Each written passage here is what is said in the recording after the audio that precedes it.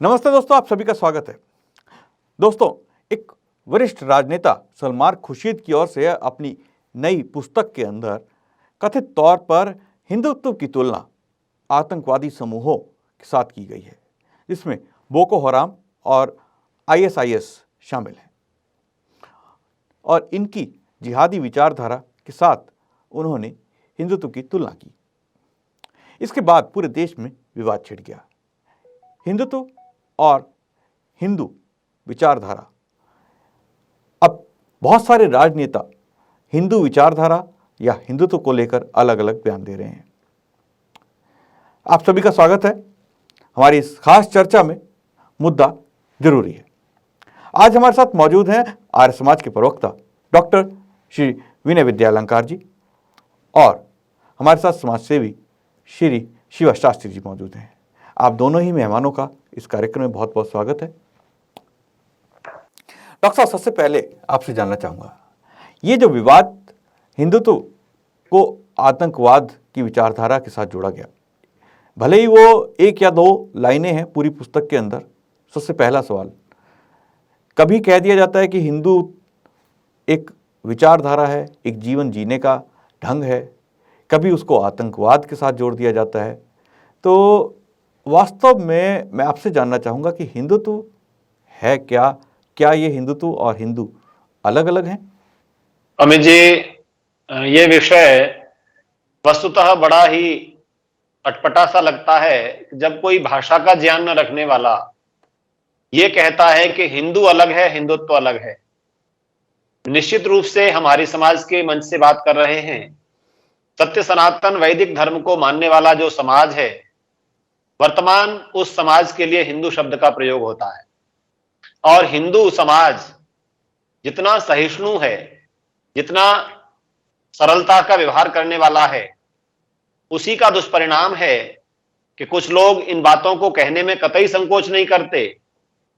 वस्तुतः बात यह है कि इस समय हिंदू समाज जाग रहा है और उसके अंदर भी अपने ऊपर हो रहे वैचारिक हमलों का उत्तर देने की शक्ति आ रही है और वो शक्ति प्रचार माध्यमों के माध्यम से भी जा रही है। इसी बात से परेशान हैं वो लोग जो स्वतंत्रता के बाद लंबी अवधि तक हिंदू समाज को दूसरे दर्जे का इंसान मानने को मजबूर कर रहे थे। हर बात पर कभी यह कह दिया जाता था इस देश के संसाधनों पर पहला अधिकार अल्पसंख्यक समाज का है, और अल्पसंख्यक में भी स्पष्ट रूप से कहना था मुस्लिम समाज का है।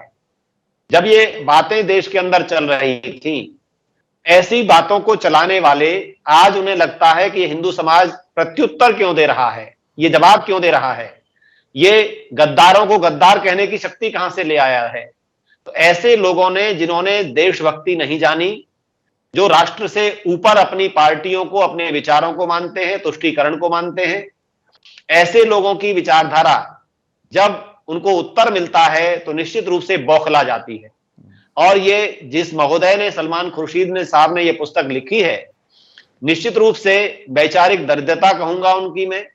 उन्होंने एक ऐसे समाज की तुलना आईएसआईएस और बोको हरम से कर दी है। बोको हरम के कार्यों को देखेंगे आप कि वो गले रेत देते हैं, सामने बिठाकर हजारों हजार लोगों को काटने का काम कर सकते हैं। एक शरिया को न मानने वाले के साथ क्या क्या दुर्व्यवहार वो कर सकते हैं। ऐसे दुर्दांत आतंकवादियों के संगठन से हिंदुत्व की तुलना करना, आपको याद होगा स्वामी श्रद्धानंद जी ने 1919 और 20 में हिंदू संगठन नाम की पुस्तक लिखी और उस पुस्तक के माध्यम से स्वामी जी ने जगाया कि जो हमारा सत्य सनातन वैदिक सिद्धांत है, उनको अगर कोई समाज संगठित होकर के नहीं चला पा रहा है, हिंदू समाज की जो अनेक ईश्वर को मानने की विचारधाराएं, उन सब चीजों पर स्वामी जी ने प्रश्न उठाया और ये कहा कि आज पूरे समाज को एकजुट होकर के सामना करना चाहिए।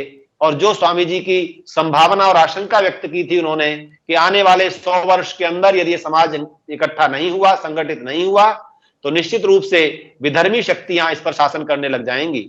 और आज क्योंकि ये समाज जाग रहा है, उसके बाद ऐसा कहना कि आईएसआईएस से इसकी तुलना करना, ये कहीं से भी न तो विचार सम्मत है, न उचित है, और न ही अब तक के जो प्रमाण हैं उनसे कहीं प्रमाणित होता है।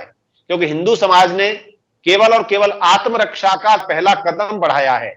कि हम भी उस भारत भूमि का हमारी मातृभूमि है और हमें अपने विचारों को प्रकट करने की स्वातंत्र है। और जब वो विचारों को प्रकट करता है तो इनको लगता है कि इनको उत्तर देने वाला समाज क्यों आ रहा है। इसलिए मैं कहूंगा ये वैचारिक दिवालियापन है, निश्चित रूप से खोखली विचारधारा है जो ये कहती है कि हिंदुत्व, लेकिन हिंदू समाज को भी जागने की आवश्यकता है।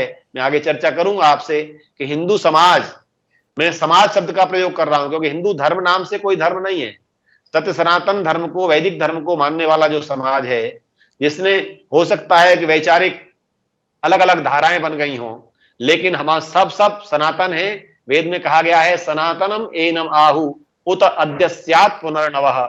ये जो सनातन है, जो हमेशा नया रहता है, वो वैदिक सिद्धांत है और उसको मानने वाला समाज हिंदू है। और जो हिंदू का भाव है वही हिंदुत्व है। आपने पूछा कि हिंदू और हिंदुत्व अलग अलग है क्या? हिंदू को मानने वाला अर्थात उस समाज का जो अंग है, उसके अंदर जो भावात्मक सत्ता है, संस्कृत में त्व और तल प्रत्यय होते हैं जो भाव को व्यक्त करते हैं। ये बहुत सामान्य सी भाषा की बात है। इसको न समझने वाले ही हिंदू और हिंदुत्व को अलग अलग कह रहे हैं, जबकि वो बिल्कुल अलग नहीं है। और जो हिंदू समाज की हमारी प्राचीन परंपराएं हैं जो सनातन वैदिक धर्म के अंतर्गत हैं, उनको आज पुनः अस्माकं वीरा उत्तरे भवन्तु की भावना को लाने की आवश्यकता है और ऐसे लोगों को उत्तर देने की आवश्यकता है।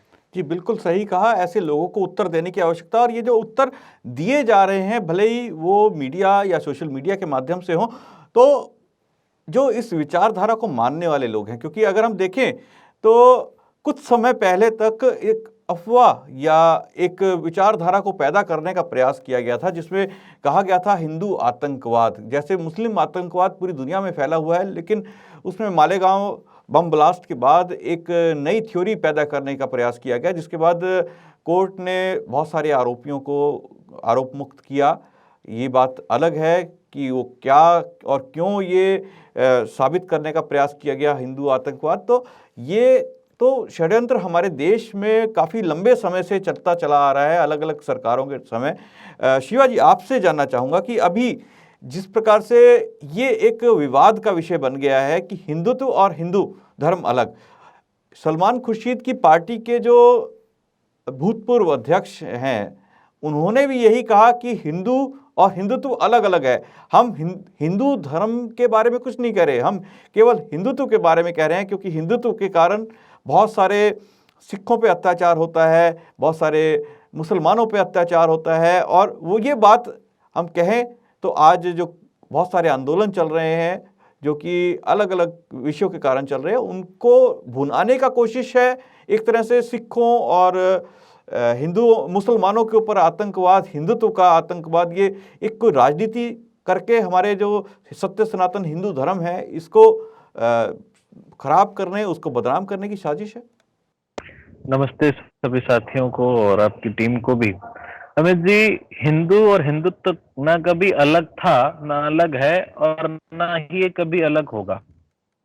ये इस बात का ज्ञान वो लोग दे रहे हैं जो अभी तक ये कहते थे कि पहला भारतीय संसाधनों पर हक मुसलमानों का है। मैं अल्पसंख्यक इस कारण से नहीं कह रहा हूं क्योंकि अल्पसंख्यक तो जैनी भी थे, अल्पसंख्यक बौद्धि भी थे, अल्पसंख्यक और भी लोग थे।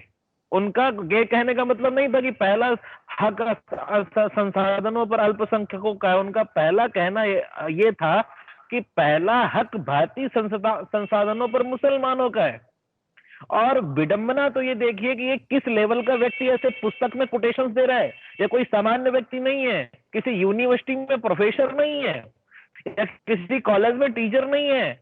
ये उस लेवल का व्यक्ति दे रहा है जो भारत सरकार में बहुत बड़े मंत्री पद पे रहा हो। आप विचार करके उसकी मेंटालिटी पर जरा विचार करके देखना। अब जब ये सरकार में नहीं है, किसी बड़े पद पर नहीं है, जब ऐसे पदों पर रहा होगा तब इसने हिंदुत्व के विरोध में, हिंदू के विरोध में, सनातन धर्म के विरोध में कितने क्या क्या काम किए होंगे और क्या क्या लिखा होगा। चाहे वो पूर्व उपराष्ट्रपति हामिद अंसारी साहब हों, उनको उनके लेख देख लीजिए। जब उनसे प्रश्न पूछे गए तो वो तिलमिला उठे थे। कल मैं देख रहा था कुछ टीवी के बड़े एंकर जब उनसे प्रश्न पूछ रहे थे तो वो तिलमिला उठ रहे थे। हिंदुत्व वो संस्कृति है जहां पर नंगे पैर इस कारण से लोग चलते हैं जिससे कोई जीव ना मर जाए। हिंदुत्व वो संस्कृति है जहां हाथों में भोजन इस कारण से खाया जाता है ताकि किसी दूसरे जीव का अहित ना हो जाए। हिंदुत्व वो संस्कृति है जहां पर दूसरे जीवों में, हर पत्थर तक में प्राण की कल्पना की जाती है, और इसकी तुलनाएं बोको हरम से करते हैं। बोको हरम वो संस्कृति है जहां जीते जी पूरे के पूरे परिवार को सरिया न मानने के कारण खत्म कर दिया जाता है। और हिंदू और हिंदुत्व वो संस्कृति है जहां प्राण की भीख लेकर के अगर एक पशु भी आता है तो भारतीय संस्कृति के, चाहे वो राजा रघु हो, अपने प्राण की आहुति देने तक तैयार है एक जीव की रक्षा करने के लिए, एक गाय की रक्षा करने के लिए। एक राजा बलि का दृष्टांत आता है, वो पक्षी की रक्षा करने के लिए अपने हाथ का मांस देने को तैयार है। और ऐसे हिंदुत्व की, ऐसे सनातन संस्कृति की आप कुछ कारणों से, जैसे डॉक्टर साहब बता रहे थे, सनातन संस्कृति को लोग हिंदू संस्कृति कहने लगे। उस सनातन संस्कृति की तुलना बोको हरम से कर रहे हैं। आज हिंदुत्व जाग रहा है। अगर अभी आप कह रहे थे विवाद हो गया, विवाद तो बना ही नहीं है। कहीं बोको हरम जैसी संस्कृति होती तो अब तक इन्हें काट करके फेंक दिया गया होता। ये विवाद जो दुनिया के हिंदुत्व को समझ में आना चाहिए कि ऐसे बैठी सरकारों में लोगों ने, जब ये सरकार में नहीं है तो किस प्रकार के तिलमिला करके जो अयोध्या का सुप्रीम कोर्ट का फैसला आया है, उस फैसले के खिलाफ जा जा करके क्या क्या कोटेशन दे रहे हैं।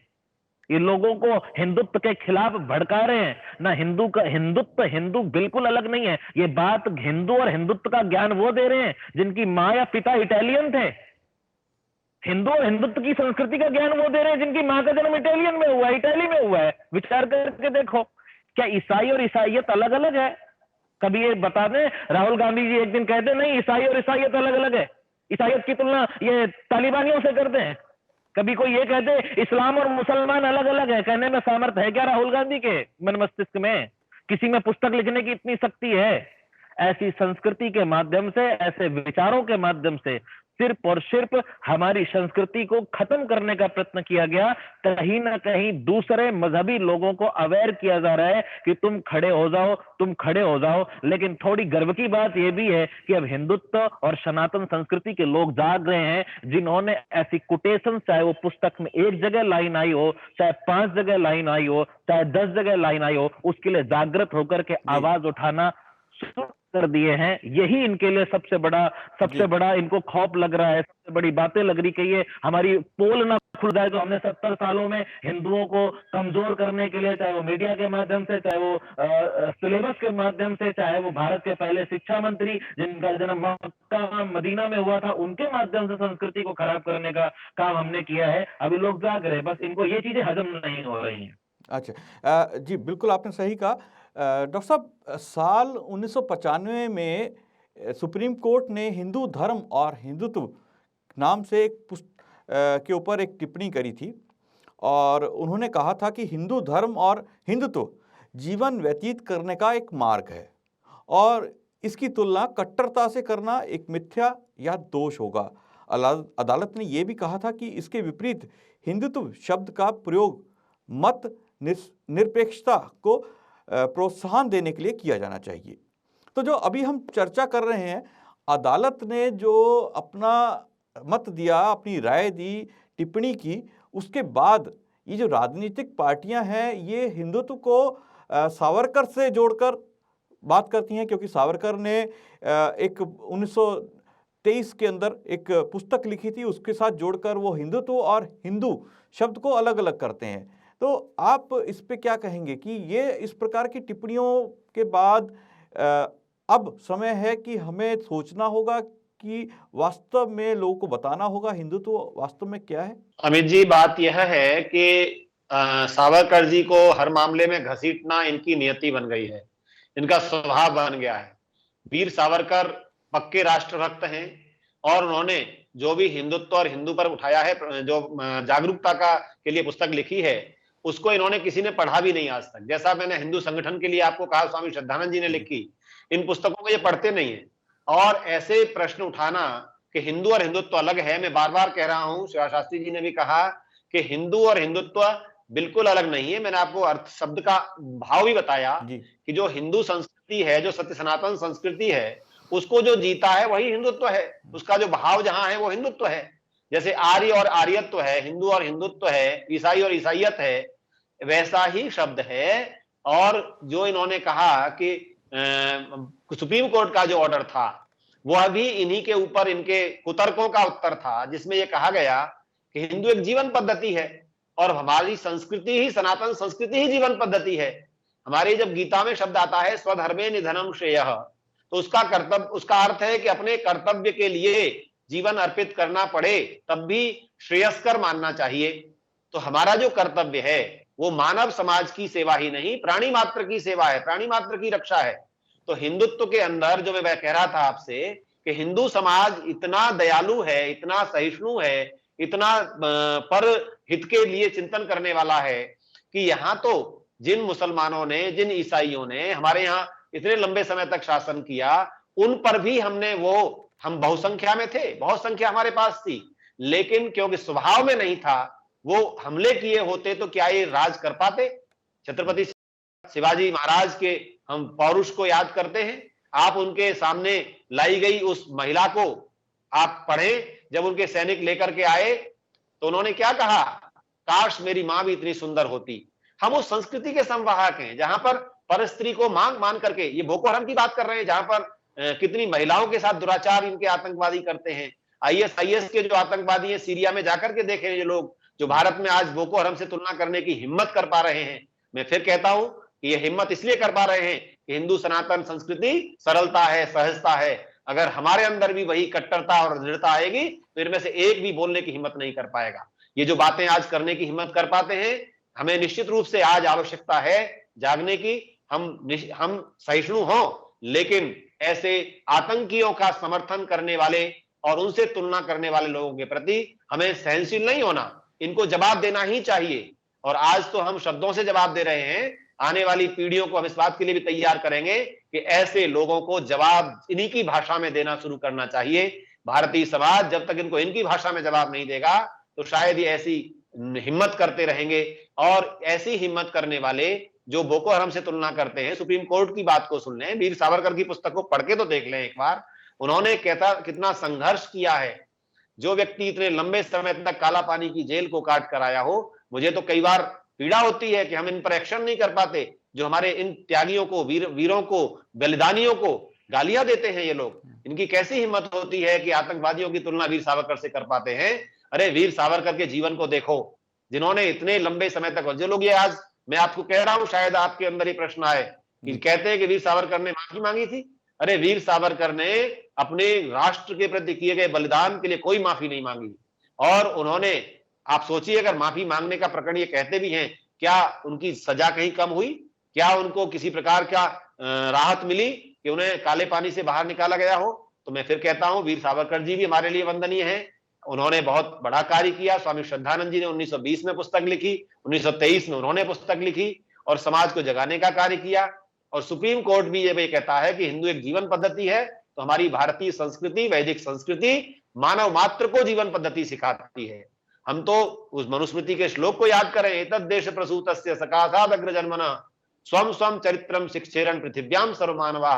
पृथ्वी के अन्य देशों से लोग चरित्र की शिक्षा लेने भारत आते रहे हैं। ये विश्व गुरु भारत है, ज्ञान के कारण है, चरित्र के कारण है, मानवता की रक्षा के कारण है, प्राणी मात्र के कल्याण के कारण है, सर्वभूत सुखने की संस्कृति है। और उसको बोको हराम से तुलना करना कतई सही नहीं है। ये बहुत ही ऐसा अपराध है जिस लेखक ने किया है, चाहे वो, मैं बिल्कुल शिवा शास्त्री जी की बात से सहमत हूं, 1 लाइन हो, 2 लाइन हो, 2 पेज हो, बात है उसकी नीयत की, उसकी विचारधारा की। अगर वो हिम्मत कर पाता है तो ये निश्चित रूप से हमारे लिए बहुत विचारणीय विषय है और इस पर विवाद नहीं, चर्चा होनी चाहिए।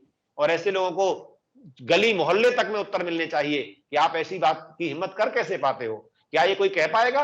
इस्लामिक आतंकवाद हम कहते हैं, बार बार कहते हैं, सारा विश्व जानता है इस्लामिक आतंकवाद है, लेकिन उसे कुछ कह दे तो तुरंत कहेंगे नहीं, इस्लामिक आतंकवाद नहीं है, आतंकवादी का कोई धर्म नहीं होता। और ये हिंदुत्व की तुलना इतने आतंकी संगठनों से कर रहे हैं, ये सहनीय नहीं है। अमित जी, जी बिल्कुल आपने सही कहा। ये बात तो ये भी शायद अपनी बातों में मान रहे हैं कि धर्म तो होता है और एक धर्म कहता है कि अगर उसको धर्म को ना माने, उनकी विचारधारा को ना माने तो उसकी हत्या कर दो, उसको कुर्बान कर दो, उसे मार डालो। तो धर्म तो होता है, लेकिन हिंदू धर्म में कहीं भी ऐसा नहीं है। और ये जो देश में मुस्लिम तुष्टीकरण की जो राजनीति है, ये कोई आज नई नहीं है, ये बहुत पुरानी चली आ रही है। और ये साजिश जो है काफ़ी समय से है। 2013 में भी इन्हीं की पार्टी के नेता सुशील कुमार शिंदे ने कहा था कि भारत में हिंदू आतंकवाद है, और उसके बाद कई जो नेता थे उनकी पार्टी के, उन्होंने उसका समर्थन किया।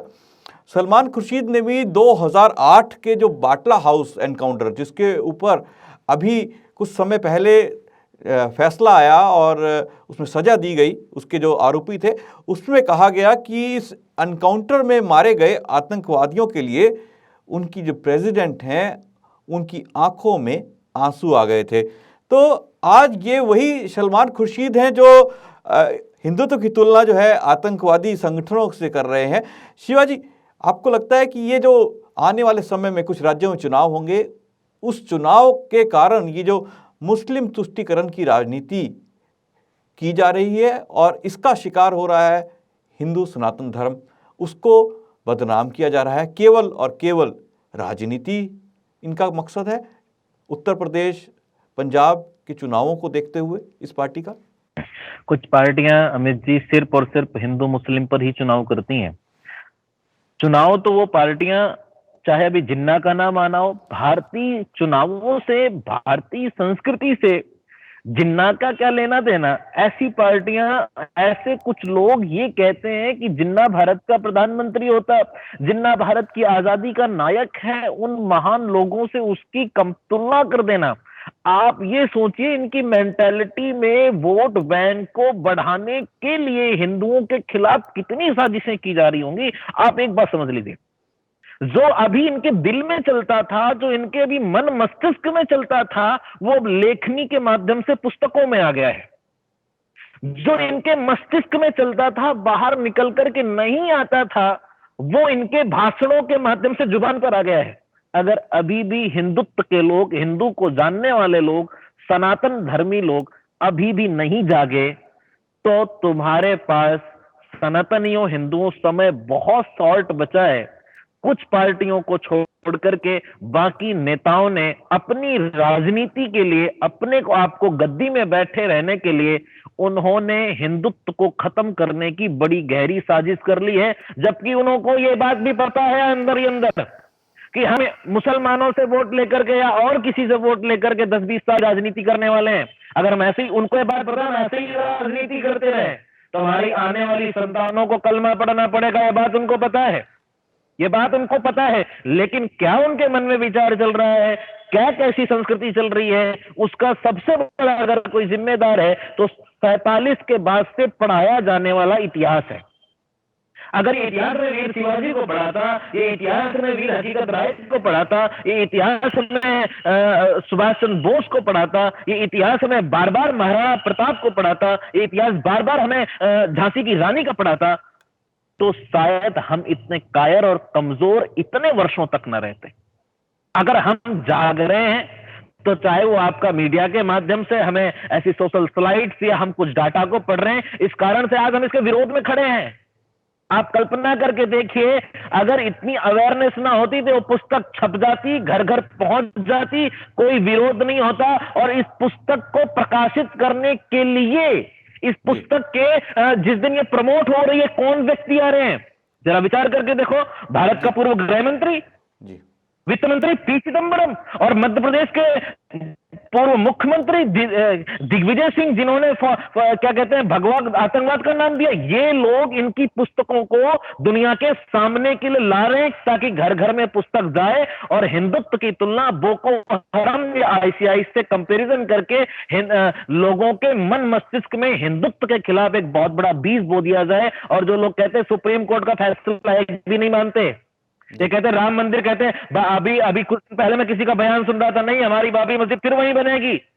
विचार करना होगा हमें। ये लोग कोई फैसले नहीं मानते, जब अपने की बात आती है तब तो ये कह देते हैं कि नहीं संविधान में ऐसा लिखा है, जब हमारी बात आती तो कहीं नहीं कहते शरीयत कानून के खिलाफ है। ये बात हिंदुओं को और सनातनियों को समझ लेनी चाहिए। आज जाग जाओ, तुम्हें भगवान परशुराम से, भगवान शिव से, भगवान हनुमान से, भगवान राम से, सभी महापुरुषों से उनके अस्त्रों को देखकर अपने घर में अस्त्र रखने की प्रेरणा लेनी पड़ेगी, तभी तुम हिंदुत्व को, हिंदू को, सनातन धर्म को बचा पाओगे। नहीं तो बाकी सब लोग जो विदेशी आकर के भारत में राज्य कर रहे हैं, उन्होंने तुम्हें खत्म करने की साजिश और पूरा प्लान तैयार कर लिया है। जी बिल्कुल सही कहा। डॉक्टर साहब, आपसे जानना चाहेंगे कि जिस प्रकार से अभी शिवाजी ने भी बताया कि देश के पूर्व जो गृह मंत्री या बड़े बड़े जो नेता हैं जो आमतौर पर लाइमलाइट में रहते हैं, वो इस पुस्तक का उद्घाटन करते हैं, उसका अनावरण करते हैं, और ये पूरा का पूरा एक प्लान, आपको नहीं लगता कि एक पूरा का पूरा संगठित रूप से जो है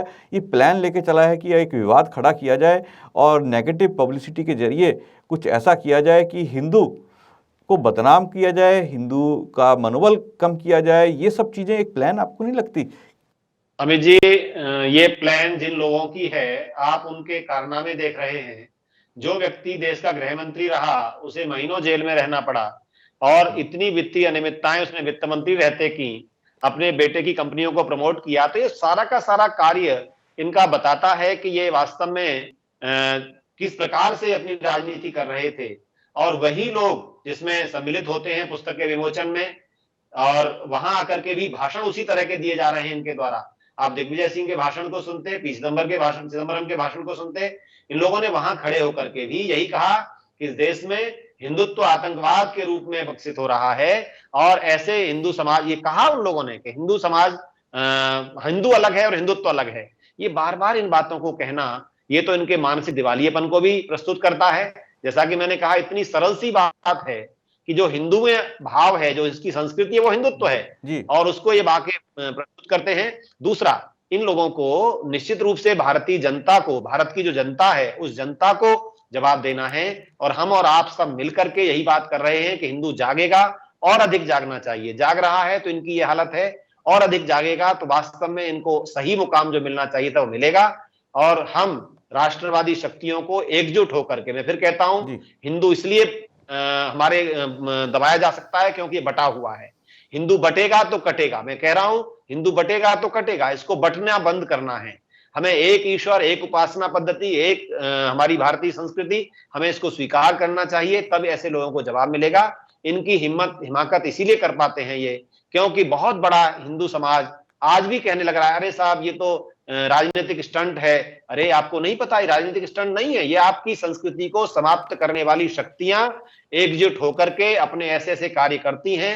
आपको अपनी संस्कृति को बचाना है और आपको एकजुट होना चाहिए। एकजुट का मतलब राजनीतिक रूप से भी, वैचारिक रूप से भी, और धार्मिक पूजा पद्धति आदि कार्यों के रूप से भी। क्योंकि आर्य समाज के संस्थापक महर्षि दयानंद जी ने 1877 में जब एक दरबार बुलाया था, दिल्ली दरबार, उसमें कहा था कि हम सब जिन विचारों पर एक मत हैं, हम एक मानव शास्त्रीय धर्म को प्रस्तुत करें। वे तो सारे समाज को इकट्ठा करना चाहते थे, भारत में जो भी लोग रहते हैं। और वास्तव में आज पुनः प्रयास की आवश्यकता है। बहुत सारे मुस्लिम भाई ऐसे हो सकते हैं जो हमारी ही समाज से तो गए हुए हैं, उन्हें अपने समाज को जानना चाहिए। हम स्वामी श्रद्धानंद जी के अनुयायी हैं, जिन्होंने अपने भाइयों को अपने घर में वापसी का कार्य सबसे पहले प्रारंभ किया शुद्धि आंदोलन के माध्यम से। तो जो भाई वास्तव में समझ रहे हैं, वसीम रिजवी जैसे लोग वास्तव में हिम्मत कर रहे हैं, क्योंकि अपने पूर्वजों को वो जानते हैं और पूर्वजों की बात को वो मानते हैं और कर रहे हैं। तो हमें दोनों तरह से कार्य करना है कि अपने उन भाइयों को भी जो बिछुड़े चले गए हैं, गलत रास्तों पे चले गए हैं, उनको लाना है, और वो सब हमारे ही पूर्वजों की संतानें हैं। तो मैं चाहूंगा कि जिस प्रकार का भाव इस देश में आ रहा है, वो वैचारिक संभाव के लिए भी आना चाहिए और अपनी समाज को प्राचीन संस्कृति में ले जाने के लिए भी आना चाहिए। जी बिल्कुल सही कहा। और ये अगर हम इस सलमान खुर्शीद और इनकी पूरी की पूरी जो पार्टी का जो अगर हम इतिहास देखें, आज भी उन लोगों को शामिल किया जाता है जो देश के टुकड़े टुकड़े करने की बात करते हैं। जेएनयू के भले ही वो कन्हैया कुमार हों, वो भी आज इनकी पार्टी के अंदर हैं। ये एक पूरी की पूरी साजिश, एक गैंग जिसे कह लीजिए खड़ा हो गया है, जो राजनीति तो कर ही रहा है, लेकिन उस राजनीति के जो परिणाम है वो हमारे देश, हमारी संस्कृति के लिए कहीं ना कहीं बहुत ही गहरा प्रभाव, दुष्प्रभाव डालेंगे और ये सब चीज़ों के ऊपर आज आवाज़ उठाने की आवश्यकता है। इस कार्यक्रम का मुख्य उद्देश्य यही है कि आप सब लोग इन चीज़ों को लेकर आवाज़ उठाएं, इन चीज़ों को लेकर, ऐसी बातों को लेकर आवाज़ उठाएं, इन्हें अनसुना ना करें और अपना विरोध जताएं। इस तरह के जो लोग हैं इनके प्रति अपना विरोध जताएं। डॉक्टर विनय विद्यालंकार जी, आप हमारे साथ जुड़े, आपने इस चर्चा में भाग लिया, आपका बहुत बहुत धन्यवाद। शिवा शास्त्री जी, आपका भी बहुत बहुत धन्यवाद हमारे साथ जुड़ने के लिए। दोस्तों, कल फिर मुलाकात होगी एक नए विषय, एक नए मुद्दे के साथ। आज मुझे दीजिए आज्ञा। नमस्ते।